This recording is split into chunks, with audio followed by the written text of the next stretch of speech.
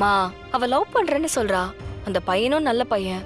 அவங்க வீட்ல இந்த ஒரு வருஷம் தான் கல்யாணம் பண்ணிக்கிற மாதிரி இருக்குன்னு அவசரப்படுத்துறாங்கம்மா.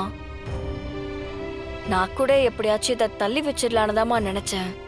தேனுக்கு கூட இதுல விருப்பமே இல்லம்மா. ஆனா வர்ஷினி கல்யாணம் முடிஞ்சதுக்கு அப்புறம் பொறுமையா 2 குடும்பமும் பேசிக்கலான்னு முடிவு பண்ணி வச்சிருந்தேன். ஆனா அதுக்குள்ள ஜனமாவுக்கு விஷயம் தெரிஞ்சு அவங்களே அந்த குடும்பத்தை கூப்பிட்டு பேசி முடிச்சிட்டாங்கம்மா.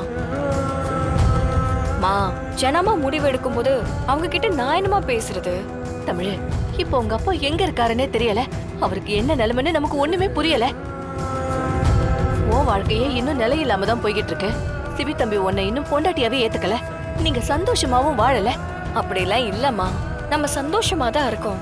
நீ போய் சொல்லாத தமிழ், எனக்கு எல்லாமே தெரியும். உன் அம்மாடினா என்கிட்ட எதுக்கு மறைக்கிற? அது மட்டும் இல்ல, என் அம்மா இன்னும் என்னை ஏத்துக்கவே இல்ல. உங்க அப்பாவை இன்னும் கொலைகாரனா தான் நினைச்சுக்கிட்டு இருக்காங்க.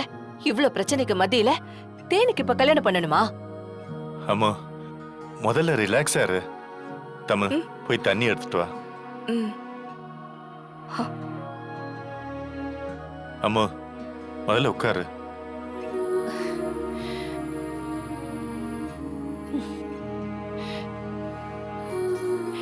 என்னென்ன ஏன் இப்படி பண்ணிட்டு இருக்காங்க?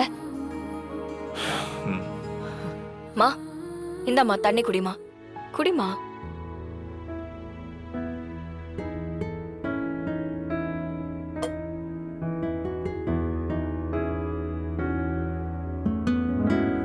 எதுக்கு இவ்வளவு பதட்டப்படுற? முதல்ல வர்ஷினி கல்யாணம்னு கேட்டதும் எனக்கு அப்படித்தான் இருந்துச்சு. அவளை நான் குழந்தைன்னு நினைச்சுக்கிட்டு இருந்தேன். அப்புறமா தான் தெரியுது அவளுக்கு கல்யாண வயசு வந்துருச்சுன்னு. உன் பொண்ணு மாஸ்டர் டிகிரி படிச்சிட்டு இருக்காமா. அவனும் குழந்தை இல்ல. அவளும் தான் வாழ்க்கையை முடிவெடுக்கிற கட்டத்துக்கு வந்துட்டா. அதனாலதான் சரியான ஒரு பையனை அவளே முடிவு பண்ணிட்டா.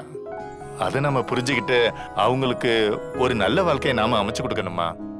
கல்யாணத்தை பண்ணிட்டு அதுக்கப்புறம் கூட அவன் வேலைக்கு போகலாம். ஒரு தனி அடையாளத்தை உருவாக்கிக்கலாம். என்னென்ன நீ இப்படி பேசுற? அம்மோ, இப்ப நம்ம அம்மா எடுத்துக்கையன். கல்யாணத்துக்கு முன்னால அவங்க அவ்வளவு பெரிய ஆள் இல்லையே. கல்யாணத்துக்கு அப்புறம் அது அப்பா நம்மளை விட்டு போனதுக்கு அப்புறம் தானே இவ்வளவு பெரிய உயரத்துக்கு வந்திருக்காங்க. அதனால கல்யாண வாழ்க்கையில முன்னேறதுக்கு ஒரு தடையா இருக்காது அம்மோ. இங்க பாரு அம்மோ, இப்ப மட்டும் நம்ம முடியாதுன்னு போய் நின்னு வச்சுக்க, அப்புறம் அம்மா அதை ஏத்துக்குவாங்களா? அம்மோ, தெரிஞ்சோ தெரியாமலோ அம்மா ஓம் பொண்ணுக்கும் என் பொண்ணுக்கும் ஒரே மேடையில கல்யாணம் பண்ணி வைக்கிறாங்க. 2 பேத்திக்கும் ஒரே மேடையில கல்யாணம் நடக்க போது அவங்க தலைமையில. இதை விட ஒரு நல்ல வாய்ப்பு உனக்கு அமையுமா? அம்மோ, என் மகளுக்கும் மருமகளுக்கும் நடக்க போற அந்த கல்யாணத்தை என் கண்ணரே நான் பார்க்க போறேன். நீ மனசை போட்டு குழப்பிக்காத. எனக்கு தெரிஞ்சு இந்த கல்யாணம் முடியறதுக்கு இடையில மச்சான் வந்துடுறதுக்கு நிறைய வாய்ப்பு இருக்குமா. நீ அந்த கல்யாணத்துல நின்று உன் கடமையை செய்யத்தான் போற.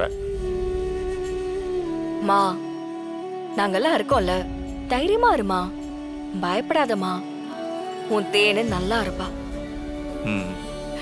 கடவுள் தான் துணை இருக்கணும்.